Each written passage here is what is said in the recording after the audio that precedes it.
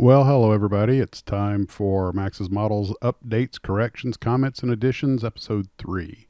A real quick update. I'm still working on the Mustangs. I got the primer coat on them, got it sanding and reprimed, and then I ran out of aluminum paint. And of course, the hobby shop is closed during the current unpleasantness.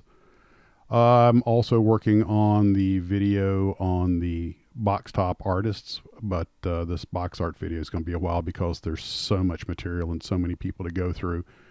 Then I'm planning on a video on the Adams Model Company, which got its stuff bought up by Snap and a lot of that by UPC.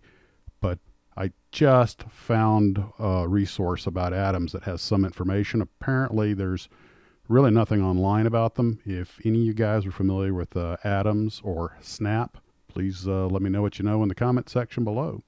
On corrections, an apology to the Aoshima company. I did the video on them and kept pronouncing it Aoshima.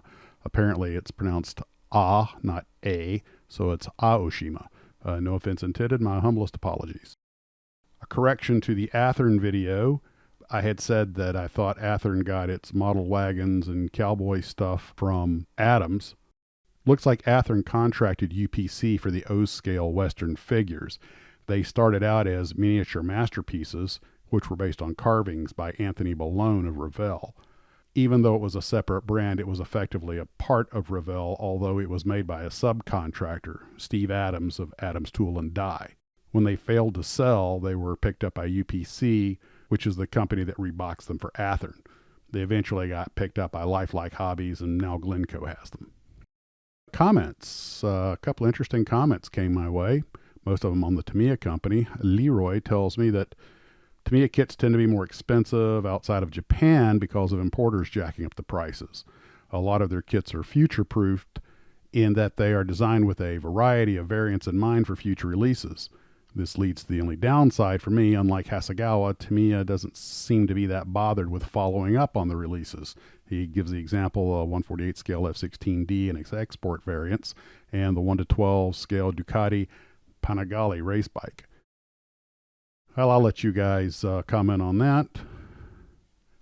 Credible Sports says, here's a bit of trivia on how some of the Tamiya kits were brought into the country pre-US release.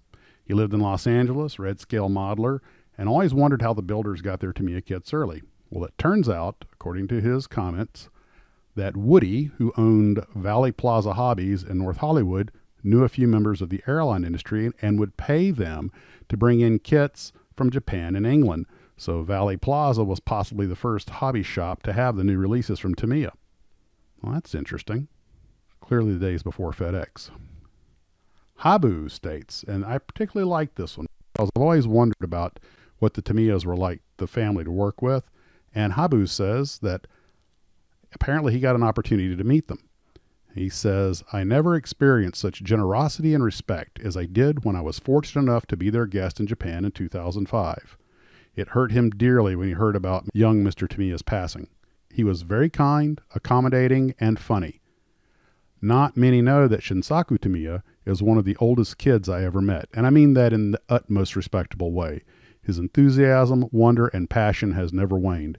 It's no wonder this company is the leader it is today. Their kits are as open to scrutiny and criticism as any others, but I will never accept an unkind word about the Tamiya family.